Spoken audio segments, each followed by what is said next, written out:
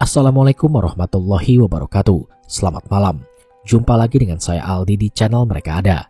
Dimanapun kalian berada, saya doakan semoga kalian dalam kondisi sehat dan selalu diberikan kemudahan dalam menjalankan segala aktivitas. Pada cerita kali ini saya akan membacakan kisah dari Mas Arga tentang pendakiannya ke Gunung Gede Pangrango.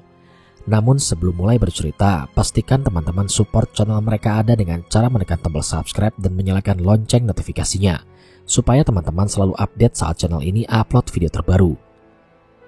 Kalau gitu tanpa banyak basa-basi lagi, mari kita mulai ceritanya.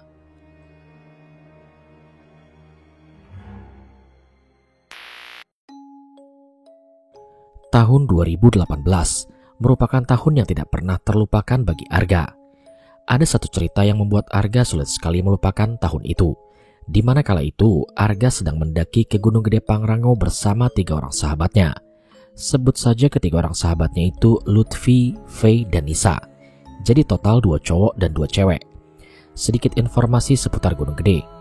Gunung Gede Pangrango berada di dalam ruang lingkup Taman Nasional Gunung Gede Pangrango, yang merupakan salah satu dari 5 taman nasional yang pertama kali diumumkan di Indonesia pada tahun 1980. Gunung ini berada di 2 wilayah kabupaten, yaitu Kabupaten Cianjur dan Sukabumi, dengan ketinggian 1000 sampai 2958 mdpl. Suhu rata-rata di puncak Gunung Gede berkisar 18 derajat Celcius dan di malam hari suhu puncak berkisar 5 derajat Celcius. Gunung Gede diselimuti oleh hutan pegunungan yang mencakup zona-zona submontana, montana hingga ke subalpin di sekitaran puncaknya. Hutan pegunungan di kawasan ini merupakan salah satu yang paling kaya jenis floranya di Indonesia.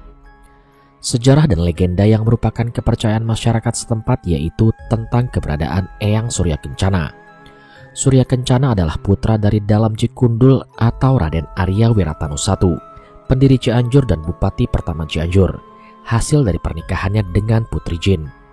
Masyarakat di sana percaya bahwa Eyang Surya Kencana yang notabene adalah bangsa Jin masih bermukim di sekitaran Gunung Gede dan menjadi penguasa bangsa Jin di gunung tersebut. Pada saat tertentu, banyak orang khususnya penganut agama Sunda Wiwitan masuk ke goa-goa sekitar Gunung Gede untuk semedi atau bertapa maupun melakukan upacara religius. Sekian penjelasan tentang Gunung Gede Pangrango. Sekarang kita kembali ke cerita. 4 orang sekawan ini berangkat dari Bandung menuju Cibodas menggunakan mobil, karena mereka berempat berencana mendaki ke Gunung Gede via jalur Cibodas. Perjalanan dari Bandung ke Cibodas sekitar 2,5 jam, karena beruntung pagi itu jalanan tidak terlalu macet. Berangkat dari Bandung pukul 5 pagi dan sampai di Cibodas pukul 7.30 pagi. Sesampainya di sana, mereka langsung melakukan pendaftaran ulang di pos pendaftaran. Sekalipun sudah melakukan pendaftaran melalui online, mereka juga harus tetap melakukan pendaftaran ulang untuk mengambil berkas SIM-Maxi yang asli. Baru setelah itu, mereka diperbolehkan untuk melanjutkan pendakian. Start mereka melakukan pendakian itu sekitar jam 9 pagi. Karena setelah selesai melakukan pendaftaran ulang, mereka juga menyempatkan duduk-duduk di shelter sembari sarapan. So far pendakian mereka berjalan baik-baik saja. Mereka juga kerap bertemu dengan pendaki lainnya yang sama-sama naik hari itu. Kadang juga bertemu dengan pendaki yang baru saja perjalanan turun ke bawah. Hingga tak terasa hari semakin siang. Faye dan Nisa, 2 teman cewek Arga, mulai merasa lelah dan lapar setelah 4,5 jam perjalanan. Arga sebenarnya ingin ngecamp di kandang badak. Berhubung perjalanan ke kandang badak masih sekitar 1,5 jam, apalagi teman-teman ceweknya ini mulai rese. Akhirnya Arga mengalah dan mereka pun ngecamp di kandang batu hari itu. Mungkin besok teman-temannya masih bisa dibujuk untuk pindah tempat ngecamp. Dan benar saja, semua pendaki yang naik dengan mereka hari itu memilih untuk ngecamp di kandang badak. Hanya 2 tenda mereka saja yang ngecamp di kandang batu hari itu. Hingga tak terasa sudah sekitar hampir jam 4 sore terhitung setelah mereka tiba di kandang batu dan mempersiapkan segalanya. Kini mereka berempat sibuk menyiapkan untuk makan malam. Sesekali mereka bertemu dengan beberapa pendaki yang baru naik. Bahkan mereka mencoba untuk menawarkan ngecamp di kandang batu, tapi rata-rata menolak karena spot incaran mereka itu ngecamp di kandang badak. Arga dan teman-temannya tidak bisa memaksa. Mereka berempat membuat suasana ngecamp hari itu seasik mungkin. Ya, selain biar tidak kesepian, sekaligus biar gak ngerasa hampa. Hingga jam tangan Arga sudah menunjukkan pukul 20.00 malam itu. Arga berniat untuk masuk ke dalam tenda dan tidur, supaya besok pagi bisa melanjutkan pendakian dengan kondisi yang sangat fit. Dia juga tak lupa memberi arahan serupa kepada 3 orang sahabatnya. Akan tetapi tubuh Arga malah ditarik keluar oleh Lutfi. Sebenarnya Arga sempat menolak. Akan tetapi dengan segala bujuk rayu Lutfi, Arga pun akhirnya luluh. Dia kembali keluar tenda dan berkumpul di dekat api unggun. Lutfi kemudian terlihat berjalan ke arah samping tenda dan mengambil sebuah kantong plastik berwarna hitam, lalu berjalan kembali ke arah api unggun. "Weh, waktunya party nih," kata Lutfi kepada teman-temannya. Mendengar hal itu, sontak Arga pun kaget. Dia melihat kedua teman ceweknya malah merespon Lutfi dengan tertawa. Sama sekali tak ada yang menghardik Lutfi atas tindakannya. Dan tak lama kemudian, Lutfi mengeluarkan botol minuman keras dari dalam kresek tersebut. Jelas Arga makin emosi melihat itu. Arga yang terlihat emosi dan hendak menghajar Lutfi buru-buru ditarik oleh Nisa. Di situ Arga juga melihat ada yang aneh dengan Nisa malam itu. Untuk sekedar informasi, Nisa ini merupakan cewek incaran Arga dari lama. Nisa di kampusnya dulu ibarat kata seperti bidadari idaman anak-anak sejawat Arga. Arga sendiri sudah lama memendam perasaan spesial ke Nisa. Namun dia ragu untuk menyatakan perasaannya. Di sisi lain dia takut ditolak dan patah hati. Apalagi Nisa itu banyak sekali cowok-cowok ganteng dan tampan yang mendekati dia. Kayaknya gak mungkin aja kalau misalkan dia mau sama Arga yang notabene anak orang sederhana. Arga mau mendaki ke Gunung Gede hari itu pun semua demi Nisa, biar bisa dekat dengan Nisa. Sedangkan malam itu entah kenapa Nisa benar-benar sangat berbeda. Biasanya Nisa itu jutek dengan Arga, tapi malam itu Nisa seperti menggoda Arga. Memancing Arga dengan ciri khasnya yang sulit sekali untuk Arga deskripsikan. Arga yang dirayu seperti itu dengan Nisa jadi makin sulit untuk menolak. Secara naluri seorang pria, Arga juga tidak munafik. Sampai akhirnya malam itu 4 orang ini mulai minum dengan alkohol dan suasana yang have fun. Kesunyian malam itu seolah bisa mereka atasi. 1 botol miras yang dibawa Lutfi berhasil membuat 4 orang sekawan ini mulai ngaco pikirannya. Dan tanpa disadari, Nisa mulai menciumi Arga dengan sangat bergairah. Kemudian Lutfi dan Faye tiba-tiba langsung pergi ke tenda cewek dan tak tahu apa yang mereka kerjakan di sana. Hingga tersisa Arga dan Nisa di dekat api unggun yang mungkin kurang sedikit lagi mau padam. Malam itu Arga bersyukur, sekalipun dia mabuk setidaknya akal warasnya masih jalan.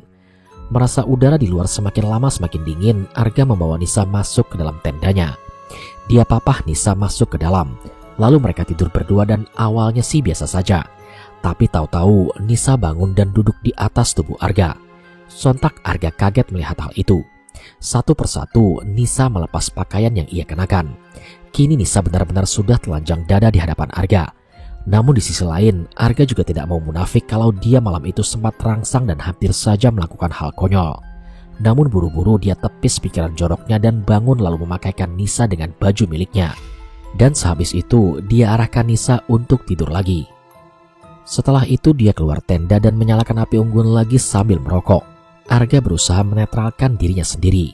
Sebesar apapun rasa sayangnya ke Nisa, dia merasa tidak pantas kalau dia harus berbuat seperti itu kepada orang yang dia sayang. Ditambah mereka belum ada ikatan pernikahan.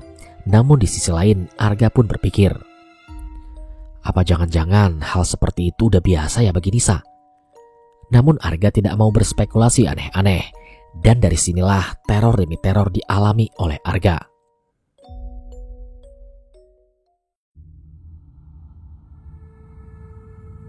Di saat Arga sedang ngopi sambil merokok di dekat api unggun, kepala Arga seperti dilempar batu dari arah kanan.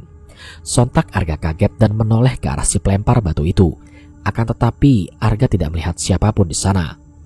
Tapi dia yakin sekali kalau ada orang yang melempar batu ke kepalanya dan sakitnya itu sangat terasa. Arga sudah merasa ada yang tidak beres malam itu dan dia mencoba untuk mengabaikan hal tersebut. Namun lagi-lagi kepalanya dilempar batu dan entah sama siapa. Batunya bukan batu besar, semacam batu kerikil. Walaupun begitu sakitnya tetap sangat terasa. Dan untuk ketiga kalinya Arga kembali dilempar batu. Akhirnya dia memilih berjalan ke arah sebelah kanan untuk mengecek siapa yang melempar batu. Namun semakin lama Arga berjalan, semakin Arga merasa kalau sekujur tubuhnya benar-benar merinding. Arga tidak tahu sebenarnya dirinya ini kenapa, tapi dia masih terus saja berjalan. hingga kakinya mengarahkannya ke sebuah pohon yang sangat besar. Anehnya, Arga di situ mulai ragu untuk melanjutkan langkahnya. Dia memilih diam dan memandang ke arah pohon tersebut. Dia pandangi pohon ini dari bawah sampai ke atas, dan dia baru menyadari kalau pohon ini sangat tinggi dan daunnya sangat rimbun. Arga mencoba untuk mengedarkan pandangannya, namun dia tidak mendapati siapapun berdiri di dekat situ. Suasana saat itu benar-benar hening dan samar-samar hanya terdengar suara air terjun. Karena tak jauh dari tempat Arga berdiri, terdapat air terjun Pancawuleh.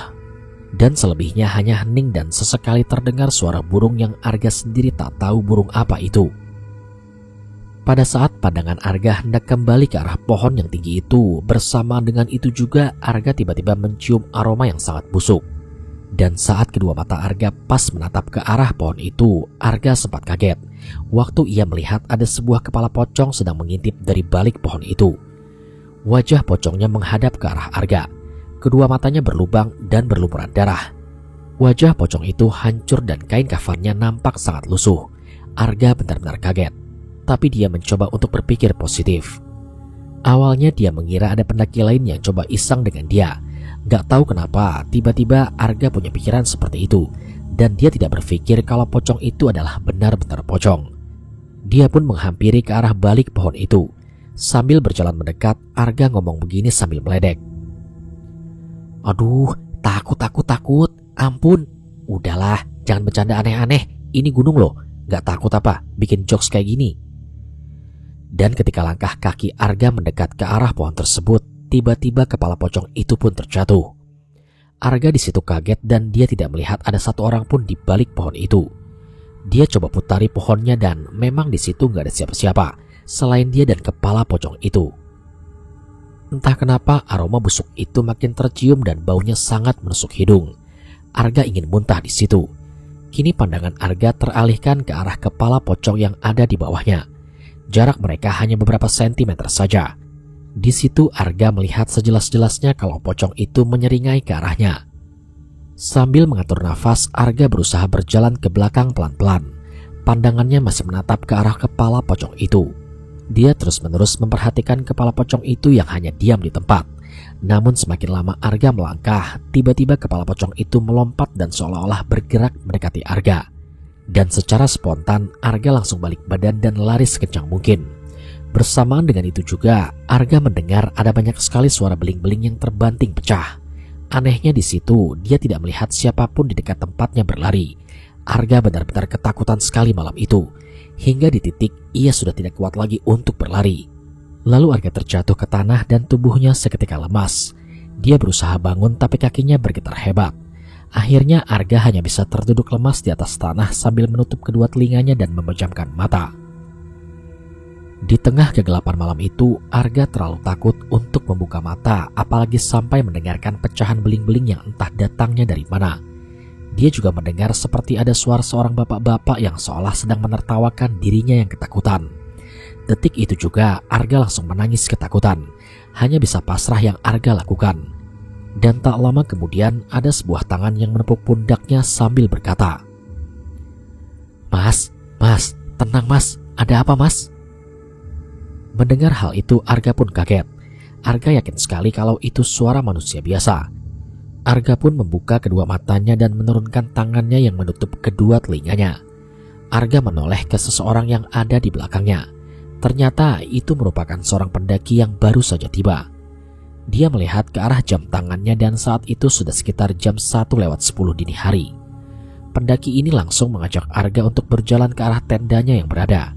Sembari berjalan, pendaki ini pun bercerita kalau malam itu dia memutuskan untuk solo hiking dan berencana untuk ngecamp di kandang batu. Dan sesampainya pendaki itu di kandang batu, ia malah melihat Arga dengan kondisi yang ketakutan. Makanya pendaki itu buru-buru menghampiri Arga dan siapa tahu butuh pertolongan. Jujur, Arga melihat orang ini sepintas seperti manusia biasa pada umumnya. Sewaktu Arga tanya siapa namanya, pendaki itu menjawab namanya adalah Aryo. Lambat laun Arga seakan lupa dengan ketakutannya yang baru saja ia rasakan. Dia sempat menoleh ke arah pohon besar tadi dan dia sudah tidak melihat lagi wujud kepala pocong yang menyeramkan itu. Lega rasanya perasaan Arga kala itu. Dia pun mulai terbawa ke dalam suasana percakapan dengan pendaki tersebut. Arga pun membantu mendirikan tenda Mas Aryo. Hingga dilanjut saling bercengkrama sampai tertawa terbahak-bahak. Namun anehnya, Arga tidak melihat ketiga temannya terbangun. Kemudian Arga dan Mas Aryo mulai merebus mie instan sambil menyeduh kopi. Sehabis itu mereka makan bersama dan saat Mas Aryo melihat ke arah jam tangannya ternyata sudah hampir jam 3 dini hari. Lalu Mas Aryo mengajak Arga untuk beristirahat dan Arga meminta izin tidur setenda dengan Mas Aryo. Mas Aryo tersenyum sambil mempersilahkan. Di dalam tenda mereka tidak benar-benar langsung tertidur. Karena merasa Mas Aryo ini figur kakak yang baik sekaligus pendengar yang setia, barulah Arga memberanikan diri untuk menceritakan apa yang sebenarnya terjadi malam itu. Arga pun bercerita mulai dari awal sampai akhir tanpa ragu. Dan setelah selesai bercerita, Mas Aryo pun menjawab. Harusnya sebelum mendaki, kamu pastikan dulu teman-temanmu itu aman. Gak ada barang-barang yang seperti itu. Karena kan kamu leader mereka. Dan otomatis kamu yang akan bertanggung jawab atas mereka bertiga. Tapi gak apa-apalah. Mungkin ini bisa menjadi pelajaran buat kamu. Supaya next time kalau mau mendaki harus lebih siap lagi ya. Udah pagi ini, ayo kita tidur. Ucap Mas Aryo. Dan setelah itu mereka berdua pun tertidur.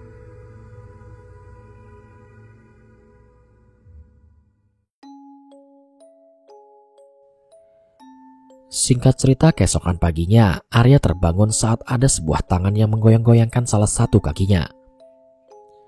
Arga, bangun Arga. Kamu ngapain tidur di sini? Udah tahu dingin kayak gitu, mau mati muda kamu. Samar-samar Arga tahu kalau suara itu adalah suara Nisa.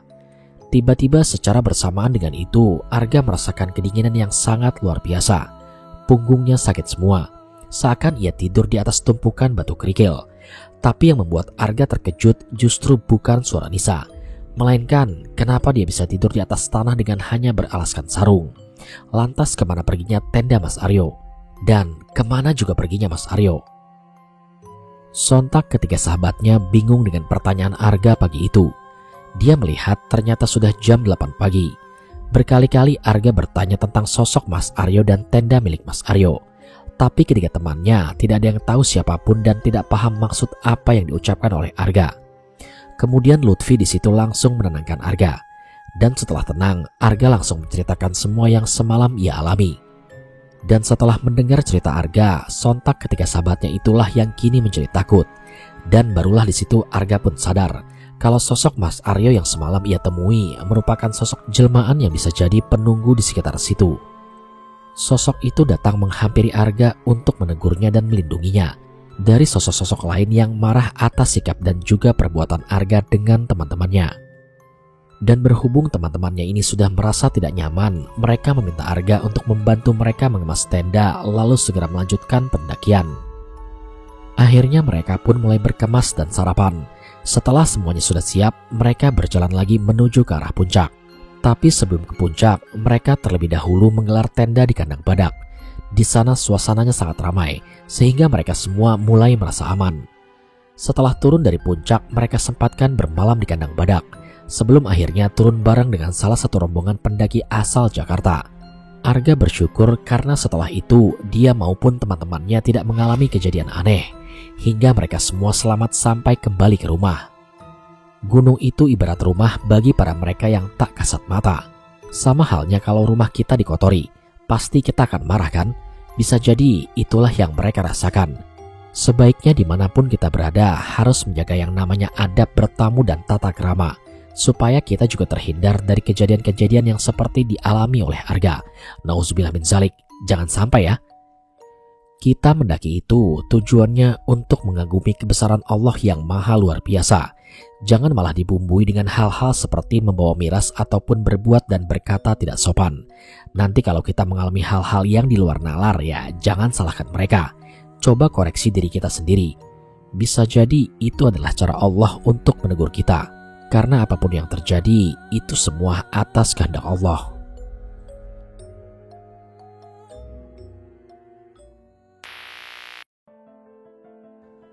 Sekian cerita pada kesempatan kali ini.